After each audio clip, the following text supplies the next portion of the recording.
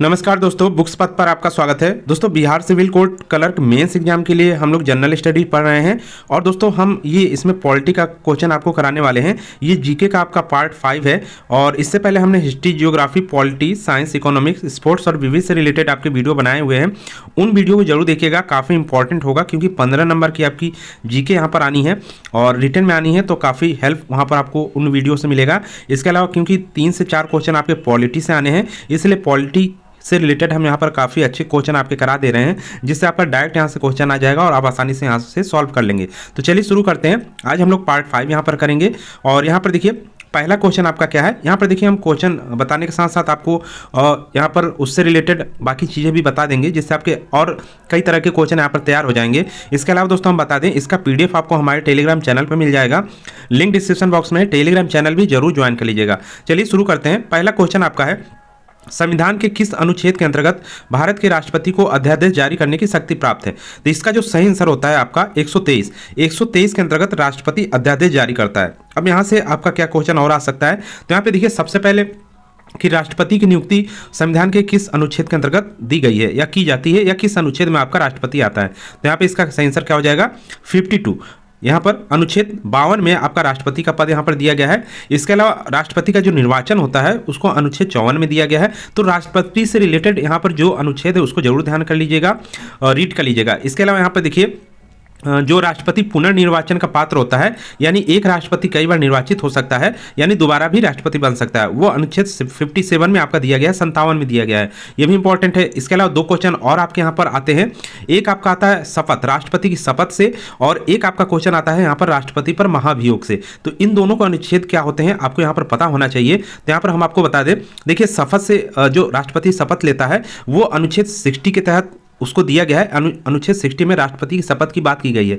इसके अलावा अनुच्छेद जो 61 है यहाँ पर आपका अनुच्छेद 61 के अंतर्गत राष्ट्रपति पर महाभियोग की प्रक्रिया यहाँ पर लाई जाती है। तो ये कुछ अनुच्छेद आपके हो गए, काफ़ी इंपॉर्टेंट थे। नेक्स्ट क्वेश्चन चलिए यहाँ पर हम लोग देखते हैं। तो नेक्स्ट क्वेश्चन यहाँ पर आपका है, प्राक्कलन समिति के सदस्यों का कार्यकाल कितने होता है। तो यहाँ पर देखिए प्राक्कलन समिति के जो सदस्य हैं उनका कार्यकाल 1 वर्ष का होता है। केवल 1 वर्ष के लिए प्राक्कलन समिति के सदस्य यहाँ पर बनते हैं वो लोग। अब यहाँ पर देखिए प्राक्कलन समिति यहाँ पर क्या होती है, तो ये संसदीय आपकी समिति है और जिसमें क्या होते हैं 30 सदस्य आपके होते हैं, ध्यान रखिएगा इसको। और 30 सदस्य टोटल जो होते हैं ये लोकसभा के ही होते हैं, ध्यान रखिएगा, काफ़ी इंपॉर्टेंट यहाँ पर है। प्राक्कलन समिति के 30 सदस्य जो होते हैं वो सभी के सभी जो है लोकसभा के होते हैं। इसके अलावा एक और आपकी जो संसदीय समिति होती है वो होती है लोक लेखा समिति। इसके बारे में भी आपने सुना होगा, लोक लेखा समिति। तो अब आप यहाँ पर बताइए लोक लेखा समिति में टोटल कितने मेंबर होते हैं और कहाँ से कितने होते हैं। तो देखिए लोक लेखा समिति में टोटल 22 मेंबर होते हैं, ठीक है, जिसमें से लोकसभा की बात करें तो यहाँ पर लोकसभा के 15 मेंबर होते हैं और राज्यसभा की बात करें तो उसके 7 मेंबर होते हैं। तो ये भी काफ़ी इंपॉर्टेंट आपका यहाँ पर क्वेश्चन बन सकता है। तो 2 सदस्य आपके हो गए, 2 यहाँ पर समितियाँ हो गई, एक प्राक्कलन समिति और एक आपकी लोक लेखा समिति। इसके अलावा प्राक्कलन समिति की बात करें तो इसमें कोई भी सरकार का जो है सदस्य नहीं होता है। नेक्स्ट यहाँ पे देखिए, नेक्स्ट क्वेश्चन हमारा है, लोक सेवा आयोग के कार्य का वर्णन संविधान के किस अनुच्छेद में मिलता है। लोक सेवा आयोग के कार्य का वर्णन ध्यान रखिएगा, तो यहाँ पर अनुच्छेद आपका हो जाएगा 320 लोक सेवा आयोग। तो लोक सेवा आयोग के बारे में भी आप रीड यहाँ पर कर लीजिएगा। लोक सेवा आयोग किस भाग में आता है, किस अनुच्छेद में आता है, ये आपको पता होना चाहिए। और यहाँ पर किस भाग में है, किस अनुच्छेद में है। तो देखिए लोक सेवा आयोग की बात करें तो भाग 14 आप पढ़ते हैं, उसमें क्या है, संघ व राज्य के अधीन सेवाएं की बात की गई है भाग 14 में।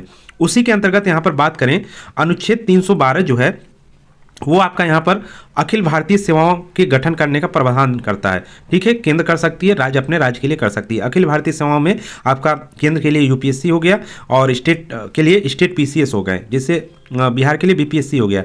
तो इस तरह आपके जो है अखिल भारतीय सेवाओं का गठन का प्रावधान 312 अनुच्छेद में मिलता है। इसके अलावा बात करें यहाँ पर देखिए अनुच्छेद 315 में क्या है, आपका लोक सेवा आयोग यानी यूपीएससी को दिया गया है। इसके अलावा स्टेट पीसीएस को भी इसी में रखा गया है, यानी बीपीएससी भी पूछे तो भी आपका अनुच्छेद 300 यहाँ पर 15 ही आएगा और यूपीएससी पूछे तब भी आपका 315 आएगा। इसके अलावा दोस्तों बात करें यहाँ पर देखिए, यहाँ पर 316 की बात करें तो यूपीएससी के जो अध्यक्ष और सदस्यों की नियुक्ति की जाती है वो 316 के अंतर्गत की जाती है। इसके अलावा स्टेट पीसीएस के अध्यक्ष और सदस्यों की नियुक्ति भी अनुच्छेद 316 के अंतर्गत की जाती है। और 320 की बात कर लें तो 320 में यूपीएससी यानी संघ लोक सेवा आयोग के कार्य यहाँ पर दिए गए हैं, तो ध्यान रखिएगा इसको। चलिए दोस्तों यहाँ पर नेक्स्ट क्वेश्चन देखते हैं। नेक्स्ट हमारा क्वेश्चन जो है वो है बंदी प्रत्यक्षीकरण को जारी करने का अधिकार किसे प्राप्त है। तो बंदी प्रत्यक्षीकरण ये आपका रिट है, ध्यान रखिएगा ये रिट है, इसको जारी करने का अधिकार सर्वोच्च न्यायालय और उच्च न्यायालय को है। बंदी प्रत्यक्षीकरण जो रिट जारी होता है वो क्या होता है, जो भी न्यायालय है वो अपने निचले न्यायालय जो उससे होते हैं उसको रिट जारी करता है, ठीक है, तो वही आपका किया गया है। तो यहाँ पर सर्वोच्च न्यायालय किसको जारी करेगा, सर्वोच्च न्यायालय उच्च न्यायालय को जारी कर सकता है। यदि कोई सर्वोच्च न्यायालय में मैटर है तो वो अपने अधीनस्थ न्यायालय को जारी कर सकता है। तो इस तरह आपका रिट कार्य करता है। यहाँ पे देखिए ये आपका जो बंदी प्रत्यक्षीकरण रिट होता है, टोटल कितने रिट होते हैं, किसी को पता हो तो यहाँ पर बताइए। तो टोटल जो आपके रिट होते हैं वो 5 होते हैं, टोटल 5 प्रकार के रिट आपके होते हैं। और इसमें जो बंदी प्रत्यक्षीकरण होता है इसको हैबियस कॉर्पस कहा जाता है, ठीक है, हैबियस कॉर्पस, ध्यान रखिएगा इसको। आपका इंग्लिश में भी क्वेश्चन आ सकता है, यानी हिंदी में जो होगा वो इंग्लिश में ही लिख के आएगा, यहाँ पर हैबियस कॉर्पस लिख देगा हिंदी में ही, तो इसको भी ध्यान रखिएगा। दोनों नाम आपको हिंदी इंग्लिश ध्यान रखना जरूरी है। नेक्स्ट क्वेश्चन यहाँ पर देखते हैं, कौन सदन का सदस्य हुए बिना उस सदन की अध्यक्षता करता है। काफ़ी इंपॉर्टेंट ये क्वेश्चन आपका है, इस तरह के क्वेश्चन आपके एग्जाम में जरूर आएंगे, ध्यान रखिएगा। तो यहाँ पर सही आंसर आपका हो जाएगा भारत का उपराष्ट्रपति। भारत का उपराष्ट्रपति उस सदन का सदस्य नहीं होता है, यानी कि जैसे कि आपका राज्यसभा का ये क्या होता है, सभापति होता है, लेकिन राज्यसभा का सदस्य नहीं होता है, ठीक है, अध्यक्षता करता है उसकी। तो भारत का उपराष्ट्रपति, ध्यान रखिएगा। एक क्वेश्चन यहाँ से आपका और आ सकता है, उपराष्ट्रपति का पद किस अनुच्छेद में आपका है, या उपराष्ट्रपति का आपकी नियुक्ति किस अनुच्छेद के तहत की जाती है, संविधान का अनुच्छेद बताइए यहाँ पर। तो सही आंसर आपका हो जाएगा अनुच्छेद 63 में उपराष्ट्रपति का पद है। नेक्स्ट चलिए क्वेश्चन देखते हैं। नेक्स्ट क्वेश्चन आपका है, कौन सा अनुच्छेद राज्यपाल को अध्यादेश जारी करने की शक्ति प्रदान करता है। देखिए एक अध्यादेश आपका राष्ट्रपति जारी करता है, ठीक है, राष्ट्रपति भी अध्यादेश जारी करता है, वो अनुच्छेद आपका कौन सा है, 123, ध्यान रखिएगा। और राज्यपाल भी अध्यादेश जारी करता है, क्योंकि जैसे केंद्र में आपका राष्ट्रपति है वैसे आपका राज्यों में कौन है, राज्यपाल है, ठीक है, तो इसको भी अध्यादेश जारी करने की शक्ति प्रदान है। तो ये अनुच्छेद 213 के तहत अपना अध्यादेश जारी करता है, इसको ध्यान रखिएगा। और राज्यपाल यहाँ पर बताइए किस अनुच्छेद में आता है, राज्यपाल किस अनुच्छेद में आता है यहाँ पर आपको बताना है। तो राज्यपाल जो आता है वो अनुच्छेद 153 में आता है, ध्यान रखिएगा। नेक्स्ट क्वेश्चन देखते हैं। नेक्स्ट क्वेश्चन यहाँ पे देखिए, संघ के मंत्रिपरिषद किस सदन के प्रति सामूहिक रूप से उत्तरदायी होते हैं। संघ मंत्रिपरिषद यानी जो मंत्रिपरिषद होती है वो किसके प्रति उत्तरदायी होती है, सीधे सीधे आपको ये बताना है। जो केंद्र में ही मंत्रिपरिषद जो आपका होता है वो किसके प्रति उत्तरदायी होता है, तो वो लोकसभा के प्रति उत्तरदायी होता है, क्योंकि लोकसभा के ही जो है यहाँ पर केंद्रीय मंत्री बनाए जाते हैं। तो अधिकतर जो होते हैं लोकसभा के उत्तरदायी होते हैं, लोकसभा के प्रति, ध्यान रखिएगा इसको। इसके अलावा यहाँ पर देखिए लोकसभा किस अनुच्छेद में आता है, यहाँ से आपका क्वेश्चन आ सकता है। तो लोकसभा आपका अनुच्छेद 81 में आपका आता है, ध्यान रखिएगा। नेक्स्ट क्वेश्चन देखते हैं, भारत में राष्ट्रीय विकास परिषद कब गठित की गई। राष्ट्रीय विकास परिषद, ठीक है, यहाँ पर राष्ट्रीय विकास परिषद की आपको बताना है इसकी स्थापना कब की गई थी। तो इसका सही आंसर आपका हो जाएगा 6 अगस्त 1952 को। राष्ट्रीय विकास परिषद की जो स्थापना हुई थी वो 6 अगस्त 1952 को हुई थी, काफ़ी इंपॉर्टेंट है, ध्यान रखिएगा। नेक्स्ट क्वेश्चन देखते हैं, किस अनुच्छेद के अनुसार भारतीय संविधान अंतर्राज्यीय परिषद के संबंध में प्रावधान करता है।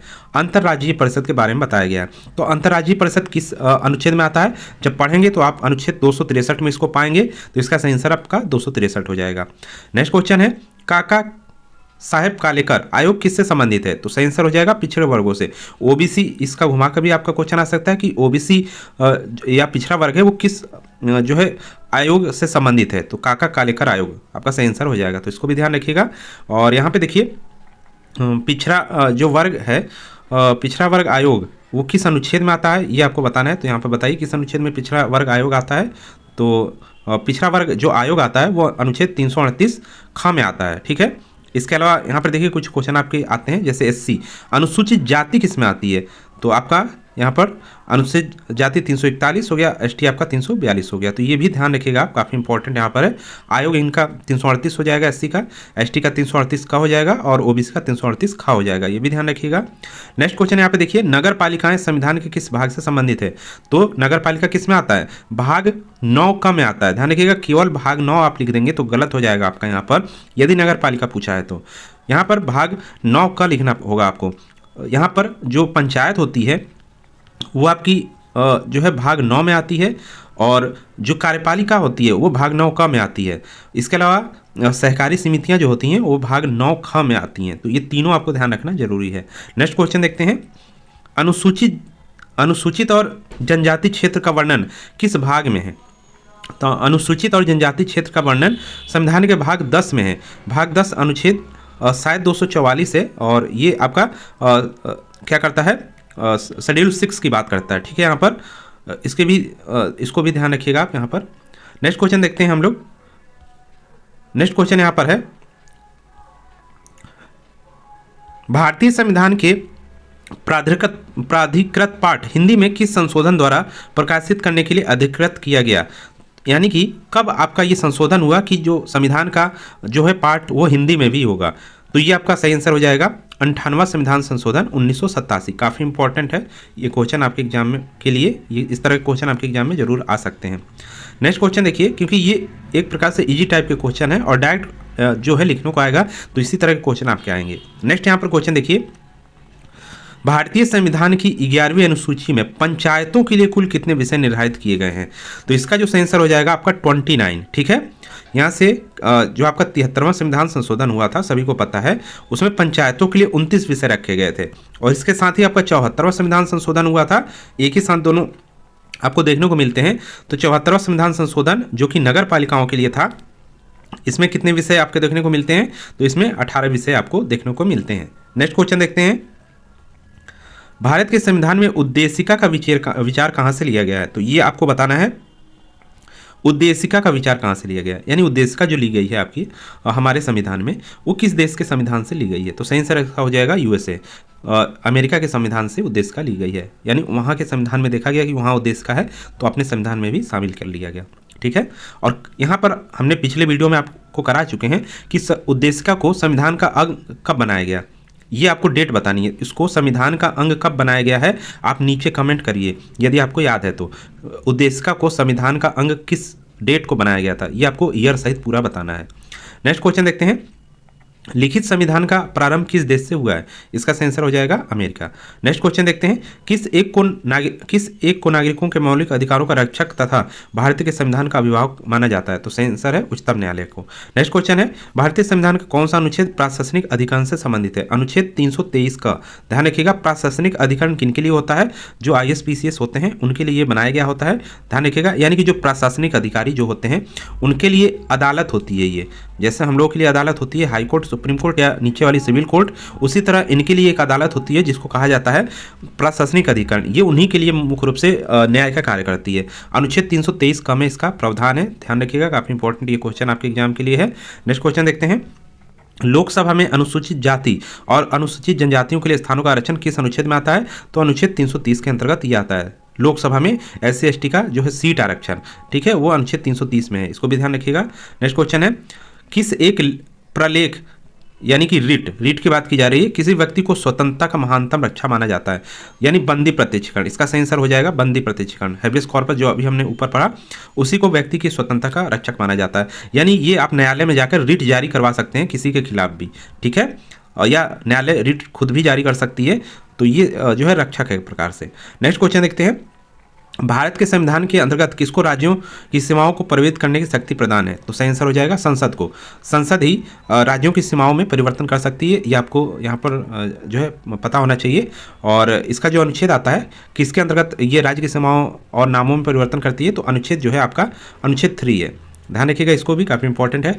नेक्स्ट क्वेश्चन यहाँ पर है, काम की न्याय संगत और मानवोचित दशाओं का तथा प्रसूति सहायता का उपबंध किस अनुच्छेद के अंतर्गत आता है? तो ये आपका DPSP का पार्ट है, ठीक है, और ये अनुच्छेद 42 में आपको देखने को मिलता है, ये भी ध्यान रखिएगा, काफ़ी इंपॉर्टेंट है। अनुच्छेद 42 यहाँ पे ध्यान रखिएगा। नेक्स्ट यहाँ पर हम लोग क्वेश्चन देखते हैं। नेक्स्ट क्वेश्चन है, अनुच्छेद 45 के अंतर्गत किस श्रेणी के बच्चों के लिए मुफ्त अनिवार्य शिक्षा का प्रावधान किया गया है? तो 6 वर्ष तक के बच्चों के लिए मुफ्त अनिवार्य शिक्षा का प्रावधान, ये भी DPSP का पार्ट है आपका, इसको कर दिया गया है, ठीक है, अनुच्छेद 45 के अंतर्गत। पहले इसमें क्या था, देखिए इसमें संशोधन हुआ है, तो इसको भी आपको ध्यान रखना जरूरी है। कौन सा संशोधन हुआ है? 86वां संविधान संशोधन। 86वां संविधान संशोधन 2002 में आपका हुआ था, और इसमें पहले क्या था, 6 से 12 वर्ष तक के बच्चों के लिए निःशुल्क था, लेकिन अब यहाँ पर 6 से 12 वर्ष 6 वर्ष कर दिया गया, और इसको 21 का में कर दिया गया, 6 से 12 को। अब इसको क्या कर दिया गया, यहाँ पर देखिए, इसको मौलिक अधिकार बना दिया गया है।